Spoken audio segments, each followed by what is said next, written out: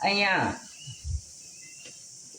આ પવિત્ર સ્થળ પર આ મંડપ નીચે આપણે દૂર દૂરથી પધાર્યા હોય ભાઈઓ બહેનો તેમજ વડીલો તેમજ નાના બાળકો અને તેમજ આપણા વચ્ચે જે કન્સલ્ટેશન સમિતિ ભાઈઓ છે એમને પણ વિવેક કરો સ્વકર્તા પિતૃ કે છે અને જે આપણને રાહ રસ્તો બતાવનાર દાદા છે અને આપણને ભેગા કરનાર બી દાદા છે પણ એમના કુટુંબ પરિવાર છે ને એમને આપણે વિવેક કરીએ સ્વકર્તા પિતૃ કે જય.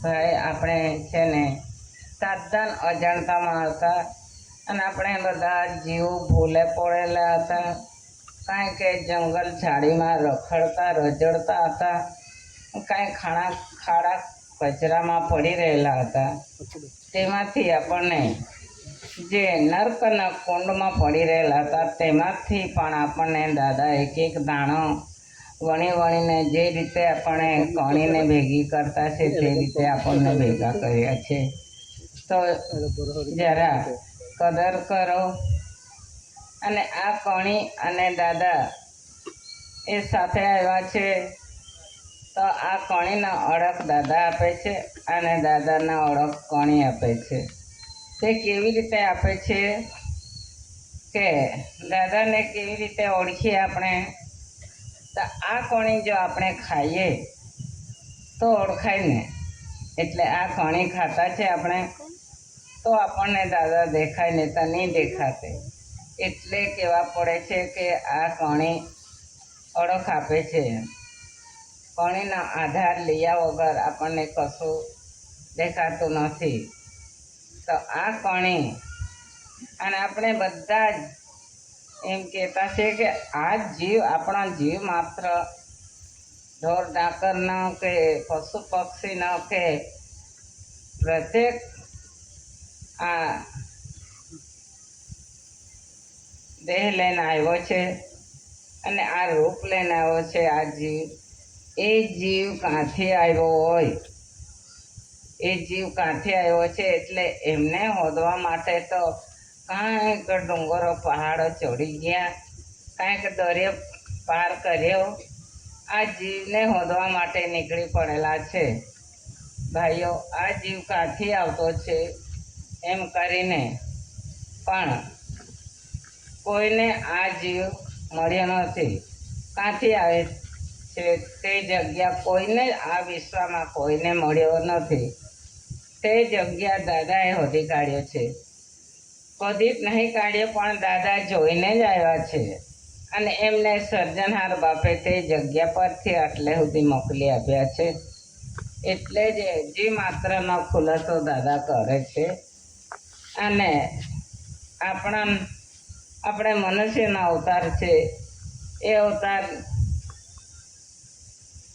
બીજો છે ત્રીજો છે ચોથો છે તે પણ દાદા ઓળખીને આપણને કહેયા કરતો હતો કે ભાઈઓ બહેનો હે સમાજ મારી વહાલી સમાજ એમ કહેતો હતો તો આ કોણી છે ને આ કોણી પહેલો અવતાર છે આ ભક્તિ કરે બધી દુનિયા ભક્તિ કરતા હતા ભક્તિ એટલે શું કાંઈ ખારો અવતાર મળશે ને તો આ જીવ કાં મળશે એમ કરીને બધી દુનિયા ભક્તિ કરે છે હા કે પણ દાદાએ પૂછ્યું કે ભક્તિનો પહેલો પગથિયો પણ કાં છે એમ તો આ ભક્તિનો પહેલો પગથિયો આ કણી છે હા કે ભાઈઓ આ કણી પહેલો પગથિયો કેમ આ કણી જો આપણે નહીં ખાઈએ એ કણીનો આધાર નહીં લઈએ તો ભક્તિ બી નહીં કરાય અને ભક્તિ શું છે તે બી નહીં જોવા મળે એટલે આ પહેલો પગથિયો છે અને બીજો પગથિયો આ મનુષ્ય છે આ કણી પ્રથમ આવી અને પછી આ કણીને ખાનારો જીવ આવ્યો એમ કહેતા હતા દાદા. તો ખરેખર આ કણી જો આ ધરતી માતા પર એકલે જ આવશે તો એમાં હળીને એ થઈ જશે, એમને કોણ ખાતે?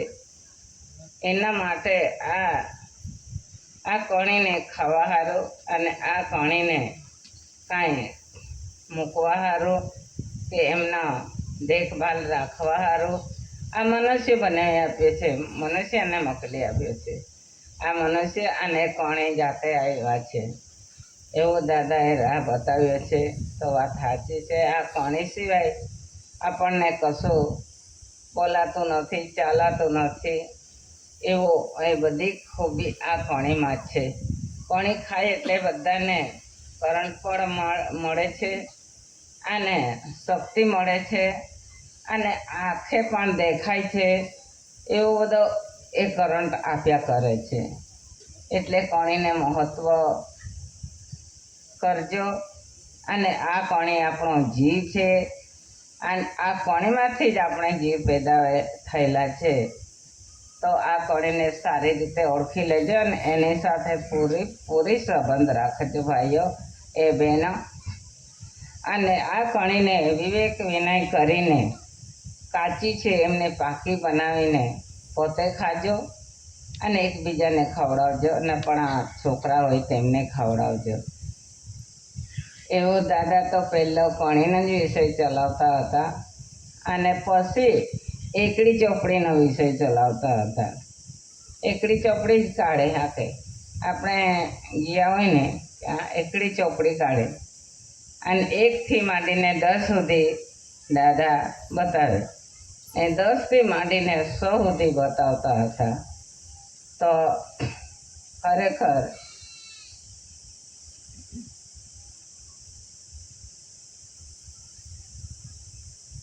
તો આમાં ખુલાસો મૂકેલો છે આ આરતીમાં.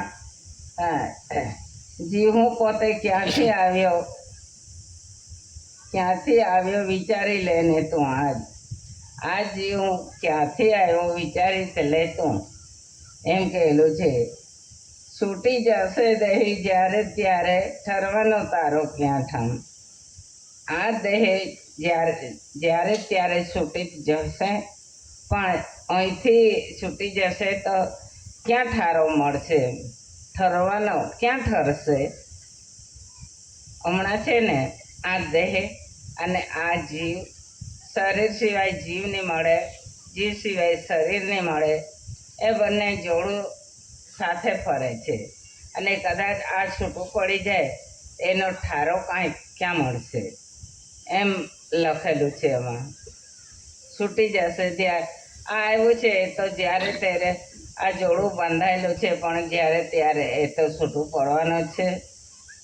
એટલા માટે એમ કહેવું છે. પછી જીવ જતાં એક પલકમાં રુદન કરી તને આજ. જીવ છે ત્યાં સુધી તો આપણે હસી ખુશીને રહેતા છે અને જ્યારે આ દેહ છોડીને જતો રહે ને પછી આપણે એમને રડી નાખતા છે એવું. પછી એમાં શું છે? નહીં લાગ્યા સર્વે ઉપાય, દુઃખી થયો સંસાર.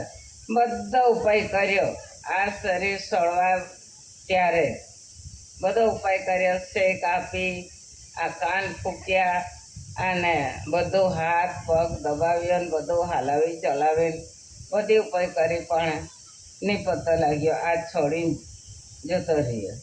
પછી હું થયો? નહીં લાગ્યા સર્વે ઉપાય એટલે બધી ઉપાય કરી પણ કંઈ એ નહીં લાગ્યો. કુટુંબ કબીલો બેહાલ થયો, મળશે તું ક્યાં ઠામ. ગયો પછી કુટુંબ કબીલા જતો રહે પછી વિચાર કરે છે હવે ક્યાં મળશે. ગયો તે ભાઈ હવે આપણને કાં મળશે એમ આપણે બધા વિચાર કરે. પણ હતો ત્યારે કોઈએ પૂછીને કાઢ્યો કે તું નીકળીને જતો રહે તે પાછો કાં મળશે એમ તો કોઈ દિવસે વાત નહીં કરી. પણ પેલો જતો રહ્યો ને પછી વિચાર કરે છે બધા આપણે એમ જ કરતા છે, નીકળી જાય જતો રહે પછી એમ કે જતો રહી હવે કાં મળશે એવું. હા, રુદન કરી કરી થાક્યા એમ થાક્યા મૂર્છાય આવી એમાં આવ્યો. એટલે રડી રડી થાકી ગયા પછી વિચાર આવ્યો એમ, કાન ફૂંકી ફૂંકી આશા તાકી જીવ ગયો તે વેળ. માનવ અવતાર ફરી નહીં મળે વિચારી લેને તું આજ. ભાઈઓ અને બહેનો, આવો સુંદર અવતાર મળ્યો છે આપણને, માનવ અવતાર મળ્યો છે, એ ફરી ફરી નહીં મળવાનો. તો આજે તક છે આ અવતારને સાચવી લેવાનો.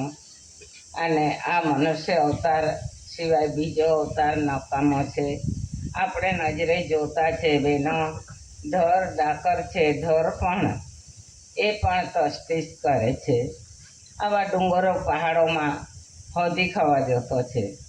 આપણે પણ જતા છે, પણ આપણે લઈ આવીને આપણા ઘરમાં આ કોણીને લાવીને શાંતિથી બનાવીને આપણે શાંતિથી બેસીને ખાતા છે.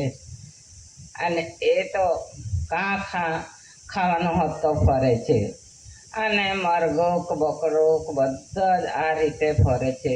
પણ આ મનુષ્યને એટલી બધી સુખ આપી છે સર્જનાર બાપે, અને સુખથી આપણને ખાવા મળતો છે. તો થોડી વિચાર કરો, કદર કરો, આપણને કેવો સુંદર અવતાર મળ્યો છે, અને સત્ય અવતાર મળ્યો છે આપણને. એવું સત્ય એટલે આપણે સન્મુખી જોતા છે, આ કણીને સન્મુખી જોતા છે આપણે, એટલે સન્મુખી અવતાર આપણને મળ્યો છે. અને દાદા પણ આપણા જેવો સન્મુખી હતો, અને આપણે પણ બધા સન્મુખી જ છે. હા કે આપણને કેમ નહીં બધું આવડતું, અને દાદાને જ કેમ આવડતું હતું.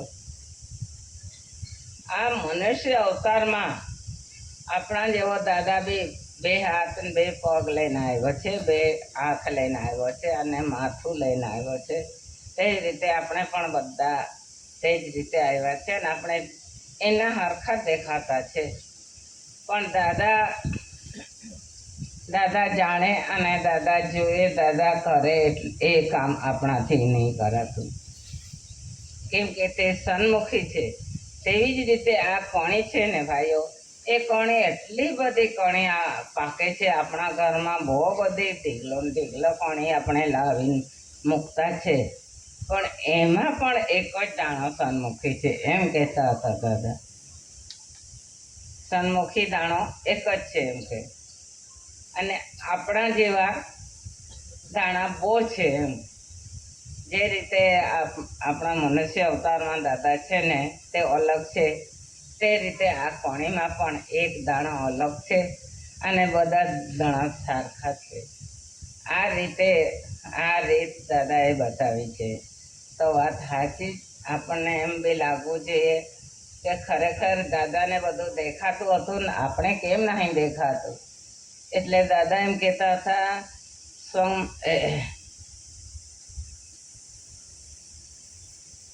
સમાજના અંગમાં હું છું, પણ મારા અંગમાં સમાજ નથી, એમ કહેતા હતા. તે કેવી રીતે? સમાજના અંગમાં હું છું એમ કહેતા હતા. એટલે આપણે શું ખાધું છે, કેટલું પાણી પીધું, કેટલું બીજું કંઈ ખાધું, તે બધું દાદા જાણતા હતા, ને દાદા સાક્ષાત જોયા કરતા હતા. આખે પણ આપણે છે ને ભાઈ, આ બધી બહેનો છે, ભાઈઓ છે, એમણે એ બધા શું ખાઈને આવ્યા, શું કામ કરીને આવ્યા, તે આપણાથી જાણાતું નથી, અને આપણાથી દેખાતું પણ નથી. એટલે દાદા એમ કહેતા હતા, સમાજના અંગમાં હું છું, પણ મારા અંગમાં સમાજ નથી. એટલે દાદા એમ કે તમે શું ખાઈને આવ્યા, તમારા શરીરમાં કઈ જગ્યા પર લોહી છે, કઈ જગ્યા પર પાણી છે, અને હાડકું ચામડું કંઈ છે, તે મને બધું કાચમાં જેવું દેખાયા કરે છે, એમ કહેતા હતા. અને આપણે સમાજ છે ને બધા, આપણે બધા તો દાદાના શરીર પર આપણે નજર નાખીએ ને તો ખાલી આપણી નજર દ્રષ્ટિ દાદાના ડગલા સુધી જ જાય. દાદાના પેટમાં શું છે તે બી નહીં આપણને દેખાય, દાદાએ શું ખાધું તે બી નહીં દેખાય. ફક્ત આ ડગલું પહેરેલું છે તે ડગલા સુધી આપણી દ્રષ્ટિ જતી છે. એટલે દાદા એમ કહેતા હતા. તો ખરેખર વાત સાચી છે ભાઈઓ. દરેક જીવમાં એક જ જે જીવ સન્મુખી મોકલેલો છે એ બધું જાણે એવો. હાફડો દેડકો તેમાં બધામાં જ હોય એવું છે. તો આપણા મનુષ્યમાં દાદા છે અને આ કોણીમાં પણ એક જ સન્મુખી કોણી છે. એટલા માટે આપણે દાદા ત્યાં પહેલાં જતા હતા ને ત્યારે આપણે ખાવાનું ખાતા હતા. ખાઈને દાદાને ત્યાં ડાસલી પાસતા હતા. ડાસલી નહીં હોય તો ડીશમાં જ પાણી રેડીને ડીશ ધોઈને પી જતા હતા. તો બિન સમજ ભાઈઓ બહેનો અહીં આવીને જોઈ લે ને તો આપણને બહુ જ હસી કરતા હતા. આ દાદાવાળા આ એસીવાળા છે ને આ એસી ડીશ ધોઈને પી જતા છે, કેટલા ગંદા કહેવાય એમ બી કહેતા હતા. પણ છે ને ભાઈઓ, કદાચ આપણે એક ડીશ ભરીને ચોખા ખાઈ જઈએ તેમાં કદાચ તે સન્મુખી દાણો રહી જાય તો આપણે ડીશ ભરીને ચોખા ખાધેલા કામમાં નહીં આવે. કદાચ દાદા જેવો આ દાણો છે, દાદાને જ્યારે આ કાર્ય શરૂઆત કર્યો, આ દાદાએ સમાજને આ વ્યવહાર બતાવ્યો ત્યારથી દાદાને બહુ દુઃખ આપ્યું, બહુ આફત પાડી. કેમ કે હવે આ આપણે આદિવાસીની કાંઈ ગણતરી ન મળે. આપણને નીચ અને હલકટ માનતા હતા અને આવી હલકટ જાતમાં દાદાએ અવતાર લીધો ને એ ભગવાન મનાવે છે. એ બધી ખોટી વાત એમ કરીને દાદા આપણને આ રીતે બેસાડીને કાંઈક વિષય બતાવતા હતા. એટલે આ બીજાઓને એમ લાગતું હતું એ ખાલી નક્કામાં બેસાડી મૂકે છે અને એ પોતે ભગવાન મનાવે છે. એ થોડું ચાલે. આવી નીચ જાતમાં ભગવાન થોડું અવતાર આવે એ માનતા હતા. એટલે દાદાને દર વખતે આમ સપડાવી લે, પછી દાદાને લઈને આ જેલમાં લઈ જતા હતા. કેમ કે આ ખોટી રીતે ઉશ્કેરણી આપે છે અને ખોટું રાહ રસ્તો બતાવે છે એમ લાગતું હતું. તો દાદાને કેટલી વાર લઈ ગયા, જેલમાં મૂકી દીધો દાદાને. એવી તસ્તી બેઠાવી બહુ જ. તો કદાચ અને દાદાને મારી નાખવાનો પ્રયત્ન કરી, દાદાને દેશ તડીપાર કરવાનો પ્રયત્ન કર્યો. દાદાને ખોરાકમાં ઝેર આપીને મારી નાખવાના હતા અને દાદાને ગોળીબારની, ફાંસી દેની બધી કલમો લગાવી દાદાને. કેમ કે એમને આપણે ઉડાવી દઈએ તો આ સમાજને, આ જાતને કોઈ કંઈ બતાવીને કોઈ હોશિયાર નહીં થઈ જાય એમ કરીને એવી બધી તે વખતે દાદાને એવું બધું કરાવ્યું છે ભાઈઓ આપણા માટે. હા કે આપણા માટે દાદાને આવું બધું વેઠવાનું આવ્યું. તો કદાચ એમને ઉડાવી દઈએ આ સમાજને કોણ હોશિયાર કરે અને એમને કોણ તાલીમ આપશે એમ કરીને. અને કદાચ એનો કાંઈક થોડું ઘણું જાણી ગયા હોય ને તો એ કદાચ એમને આવી બધી તાલીમો આપીને બધા હોશિયાર થઈ જાય, એના જેવો થઈ જાય તો આપણી દશા શું થાય એમ કરીને દાદા એને ઉડાવવાના હતા. પણ દાદા એના થકી દાદા મર્યો નથી અને દાદા ગયો બી નથી. એવું છે ભાઈ. બધી એ કષ્ટ, દુઃખ દાદાએ વેઠી લીધી છે આપણા માટે. વેઠી લીધું.